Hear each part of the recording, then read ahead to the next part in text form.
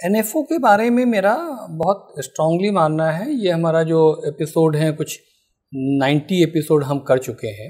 हम कभी एनएफओ की बात नहीं करते हैं इस सेंस में कि मुझे लगता है एनएफओ में इन्वेस्टमेंट नहीं करना चाहिए। ओके, रीज़न क्या है? वो कंजम्पशन का हो या किसी और थीम का हो, वो इसलिए नहीं करना चाहिए कि अब आप कंट्री में, इंडिया में म्यूचुअल फंड इंडस्ट्री बहुत मैच्योर्ड हो चुकी, 40 से ऊपर प्लेयर्स हैं, लंबा पीरियड हो चुका है। तो आपके पास ऑलरेडी सक्सेसफुली चलती हुई इक्विटी स्कीमें हैं जिन्होंने पिछले 5 साल, 10 साल, 15 साल, 20 साल और उससे ज़्यादा में भी आपके लिए बहुत पैसे बनाए हैं। तो आपको किसी भी नई स्कीम, न्यू फंड ऑफर जो लॉन्च किया गया है, आप करें, कम से कम उसको 1 साल का टाइम दे दें।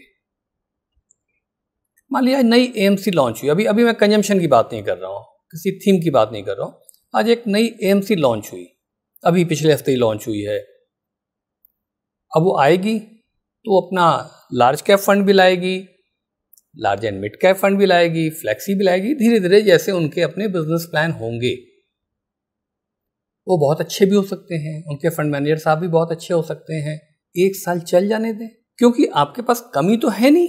तो जिन स्कीमों का प्रूवन ट्रैक रिकॉर्ड है, आप उनमें ही रहें, वॉच करते रहें। और जब कम से कम 1 साल हो जाए, भाई मेडिसिन भी जब होती है और टेस्टिंग होती है और उसके ट्रायल होते हैं, तो सबसे पहले तो आप ही नहीं पहुंच जाते हैं ना।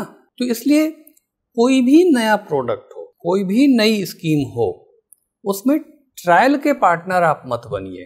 अब आप कहेंगे साहब तो स्कीम लॉन्च हुई है, म्यूचुअल फंड वो एएमसी लॉन्च हुई है, तो कोई तो करेगा, करने दीजिए। आप तो म्यूचुअल ग्लोब वाला हमारा यूट्यूब चैनल देख रहे हैं ना, तो हमारी ड्यूटी है कि हम अवेयरनेस क्रिएट करके आपको उस ट्रायल का पार्ट होने से बचाएं।